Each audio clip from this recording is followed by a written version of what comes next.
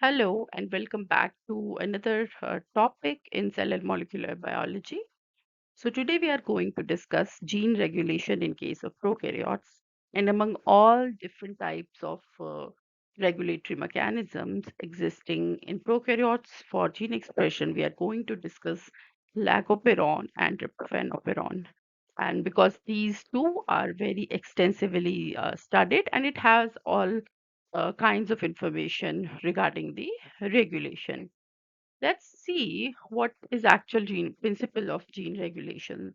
So now we know that gene it express to form an end product which is a protein, and that protein many a times it behaves as an enzyme or maybe a structural protein.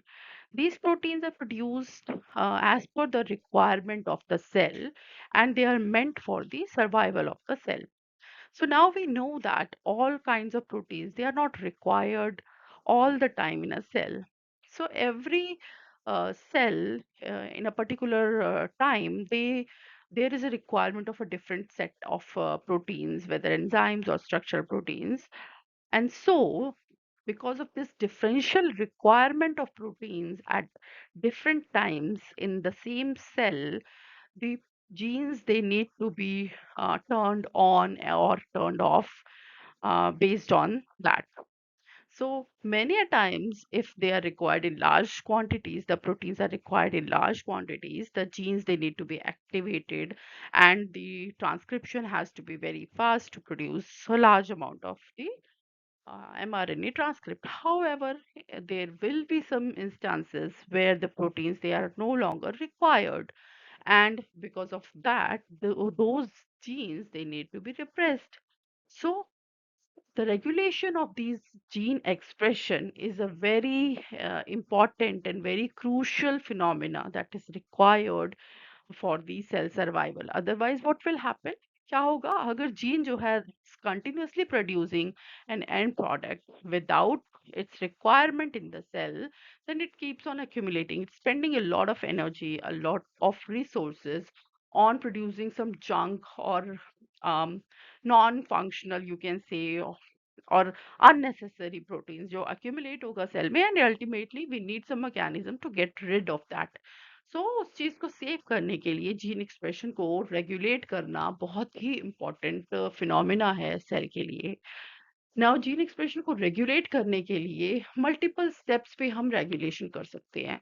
हमारा basic idea क्या है कि जो proteins produce हो रहे हैं gene express होने की वजह से उन प्रोटीन्स का अमाउंट कम ज़्यादा हो जाए, जैसे कि सेल की रिक्वायरमेंट है उसके बेस पे.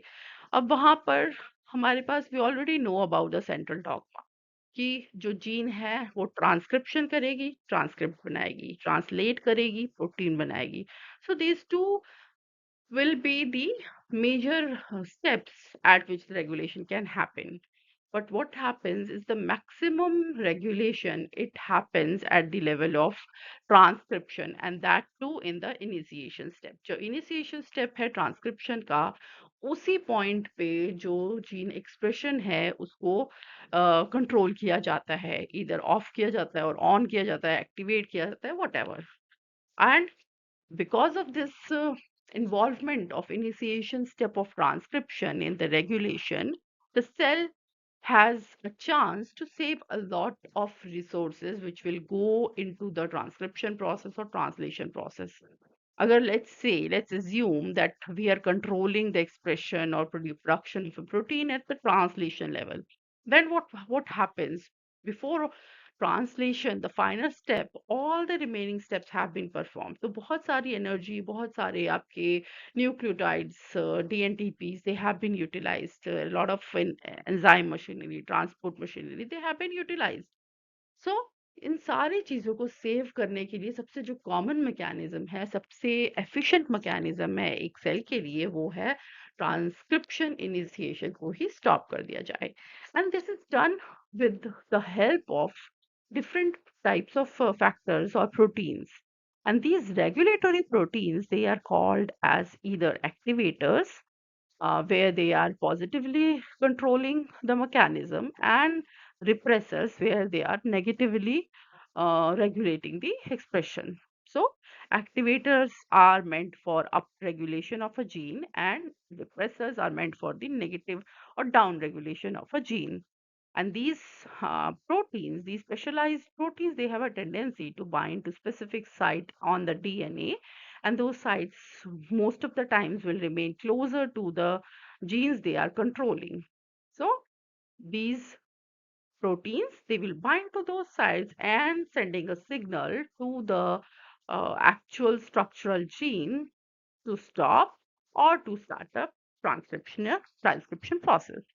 So let's see how the effect of activator or repressor will result into the transcription uh, rate change or initiation or stopping of the transcription. So if you look at this particular image, you will see that there are three different, sets of diagrams of figures. So in the figure A, there is a RNA polymerase which is required for transcription. Then we have a promoter and we have a activator binding site.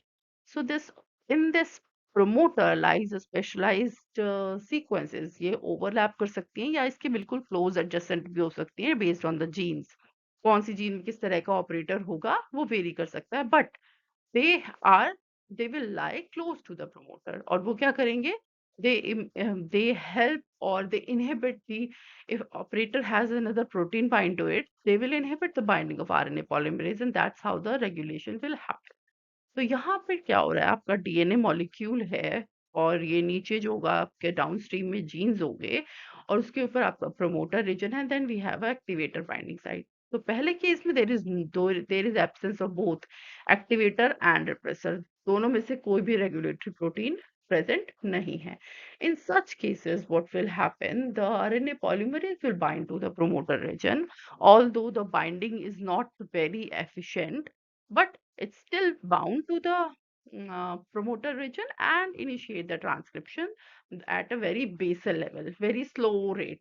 So that's the um, that's when the activator and repressor they are absent. Now अगली case में क्या हो रहा है, B जो आपके B image है, B figure है, उसमें क्या है, there is a repressor molecule. So this red molecule, it is a repressor protein. And when the repressor protein, activator repressor protein is present, it will come and it will bind to the operator region. Once it binds to the operator region, what will happen? That it will not allow this RNA polymerase to bind to this promoter because the space is already occupied by a protein. And once the repressor is attached to the operator, the process of transcription will be halted, will be stopped, or will not initiate. क्यों? क्योंकि RNA polymerase जो है वहां पे bind करने आ ही नहीं सकता. Then there will be a third case. What will happen?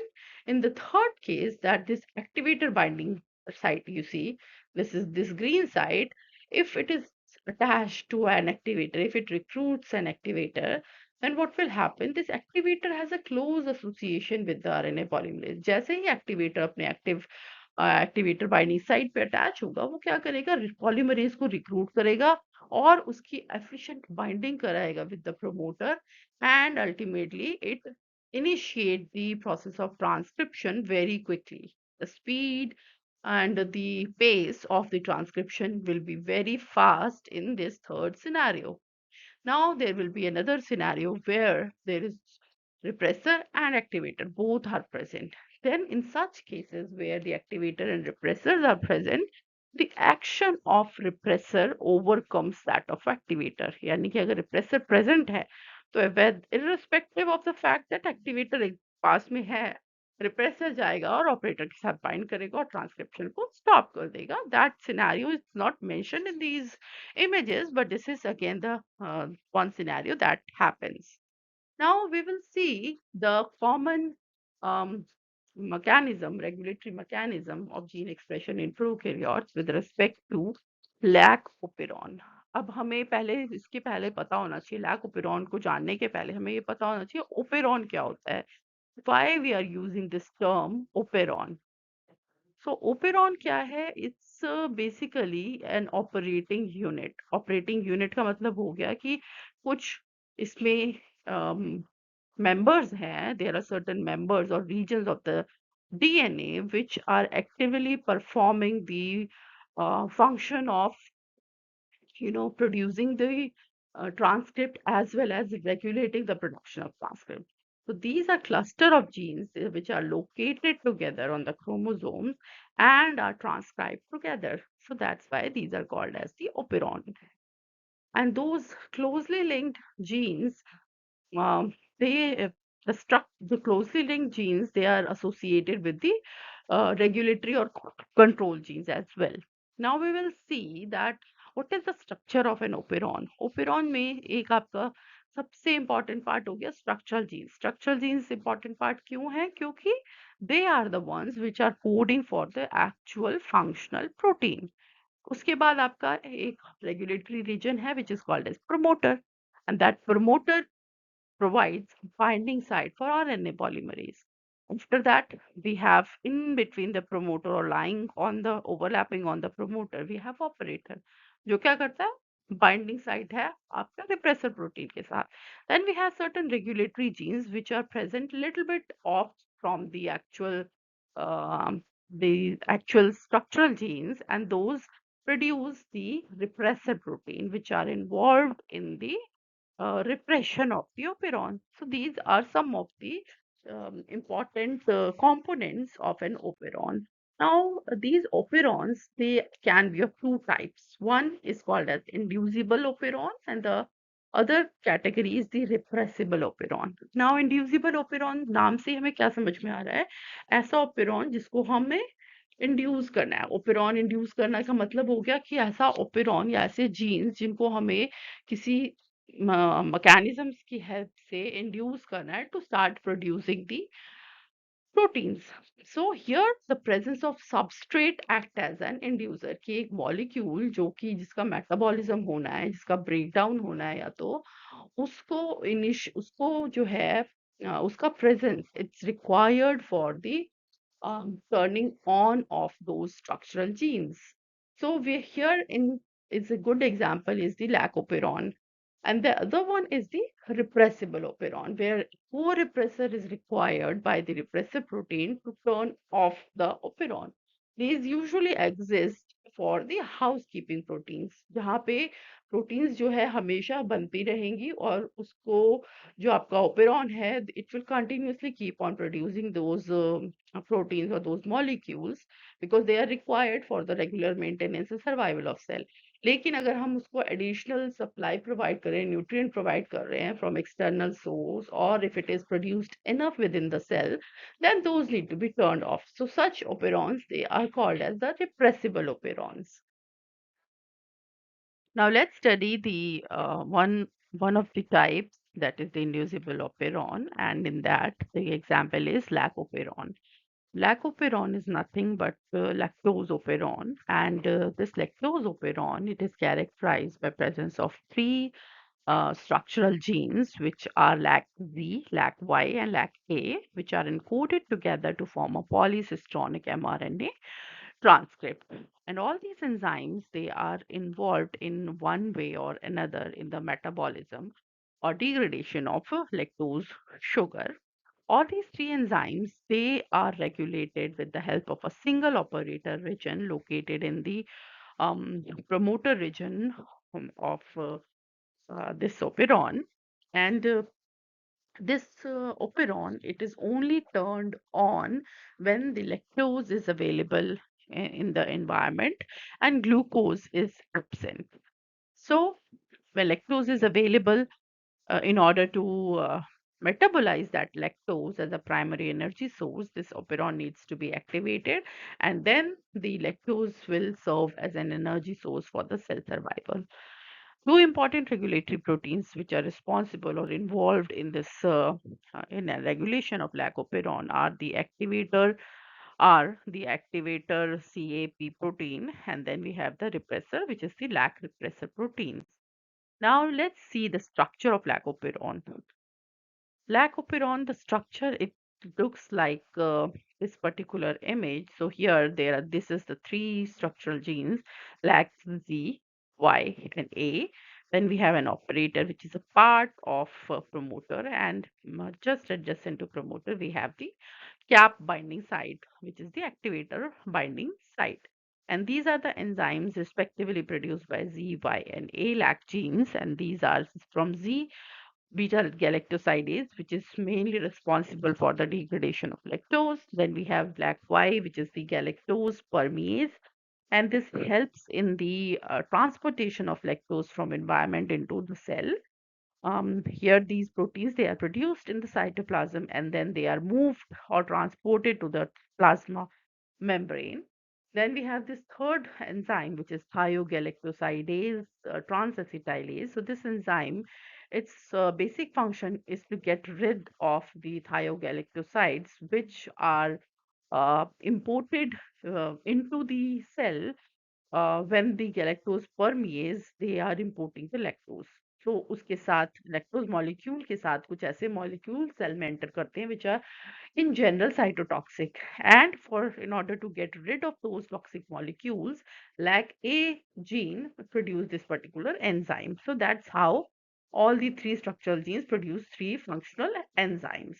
Now, in addition to these structural genes, we have a regulatory gene which is called as the lac-I. Lac-I meaning lac inhibitor gene, which encodes for lac repressor. It is also located upstream to the promoter region of this operon, but closely associated with these lac genes. Then we have the CAP protein, which is the catabolite activator protein called as CRP. CRP का मतलब हो गया आपका cyclic AMP reactive protein. And genes for this particular protein, they can be located independent of the lac operon. बड़ी बार ऐसा होता है कि जो कैप प्रोटीन है, this cap protein it serve as an activator not only for lac operon, but there are multiple operons where it can serve as an activator protein. So it is not an exclusive protein like the lac repressor for this lac operon. This is something very important to know and to remember. Now both these lac repressor as well as this cap protein, they are DNA binding proteins and each bind to their respective sites, which are located closer to these lac genes. And the factors which are responsible to activate the repressor or cap protein is the presence of the environmental signal. That environmental signal for lac operon will be the present and absence of glucose or lactose. So cap molecule जो है वो आपका it mediates the effect of glucose. जब glucose present होता है abundant amount में, तो cap जो रहता है वो inactive रहता है. लेकिन जब ग्लूकोज का अमाउंट कम होने लगता है या वो एब्सेंट हो जाता है, तो उससे क्या होता है, कैप मॉलिक्यूल जो है it becomes active by which the reaction is mediated with the help of cyclic AMP. और फिर जब वो activated cap will bind to this cap site, then it activates the process of expression of the lac genes. और दूसरे case में lack repressor protein जो है वो मीडिएट होता है with the help of lactose signal. And how it works, so lactose signal जब ज्यादा हो जाता है, जब लैक्टोज प्रेजेंट रहता है सेल के अंदर, then what it will do, it will produce allolactose which will bind to this repressor molecule, and after binding to this co-repressor, or not repressor, but inducer. So that allolactose is called as an inducer. So after binding to that, it will become inactive and it will not be able to bind to the operator. And as a result, the transcription will keep on going. So that's how the structure of lac operon is and all the necessary components for the regulation. Now let's see here, and with the help of this uh, figure, we can clearly see how the concentration of lactose and glucose it's resulting into the process of rate of transcription. Now, the presence and absence of these sugars, GNL means glucose and lactose, it regulates the expression of lac genes. How? There are three scenarios. So, in first scenario where both lactose as well as glucose both are present, then what will happen? When they are both of them they are present, then cap और repressors दोनों के दोनों ही जो हैं वो क्या करेंगे, bind नहीं कर पाएंगे टू द रिस्पेक्टिव साइट. अब जब रिस्पेक्टिव साइट पे वो बाइंड नहीं करेंगे, then it will result into a basal level transcription. तब जो ट्रांसक्रिप्शन होगा वो बहुत ही नॉर्मल रेट पे होगा. Okay. And then what will happen in the next case is that case 2 where lactose is absent, जहाँ lactose जो है present नहीं है, एंड आपका ग्लूकोज जो है वो प्रेजेंट हो भी सकता है और नहीं भी हो सकता in both the cases, but यहाँ पे मेन क्राइटेरिया है लैक्टोज का एब्सेंस। जब लैक्टोज प्रेजेंट नहीं है, इसका मतलब क्या होगा, रिप्रेसर जो है वो इंड्यूसर के साथ बाइंड नहीं करेगा, और रिप्रेसर जब इंड्यूसर के साथ बाइंड नहीं करेगा तो वो कहाँ बाइंड करेगा, it will bind to the operator and it will turn off the lag genes. Now the third scenario suggests that if there is no glucose and only lactose, अब सिर्फ लैक्टोज को energy source की तरह use करना है, तो बहुत large amount में ये सारे लैक जीन्स का ट्रांसक्रिप्शन होना चाहिए एंड ट्रांसलेशन होना चाहिए। सो for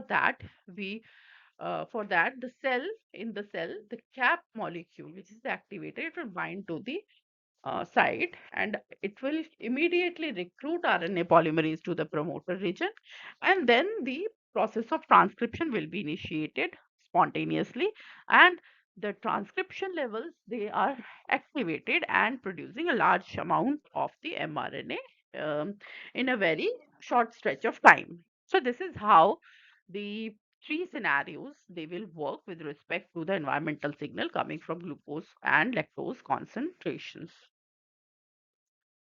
All right, so here in this image again, we have the same message.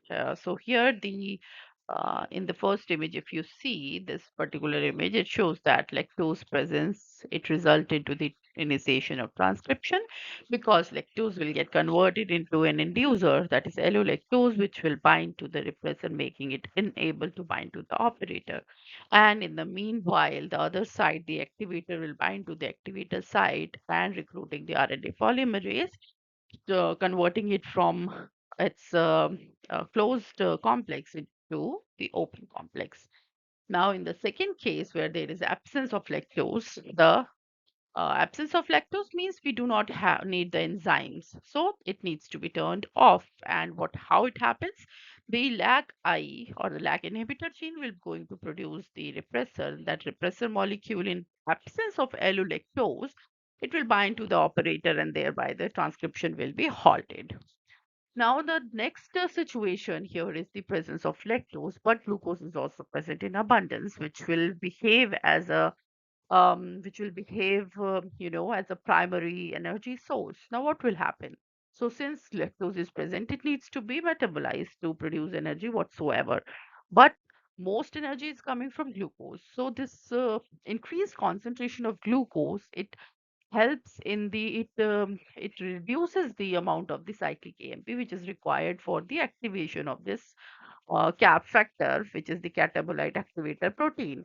So here what happens, because the increased glucose will result in the low levels of cyclic AMP, the cap cannot bind to the DNA, and so RNA polymerase on its own bind to to the promoter region, and the process of transcription will be at basal level. So here, and since the lactose is present, so allolactose is also there. So complete repression is also not possible. So here, in such cases where there is presence of glucose and in abundance, and lactose is also present, the transcription will still happen to catabolize the lactose molecule, but to a very slow pace. So here, this diagram, it just shows the role of cyclic AMP to regulate cap factor allosterically. So here, in case of low glucose, what happens? The ATP molecule, with the help of adenylate cyclase, it gets converted into cyclic AMP, and the cyclic AMP, it has a tendency to bind to the catabolite activator protein and changing its conformation, making it suitable to bind to the um, cap site on the DNA, recruiting the RNA polymerase.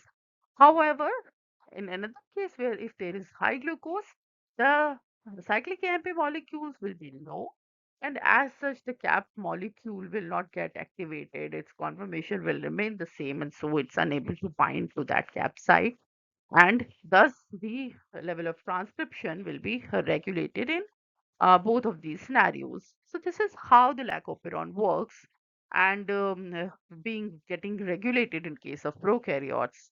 So this is all regarding the lac operon and its gene regulation. So um, yeah, that's all. Thank you so much. Bye bye.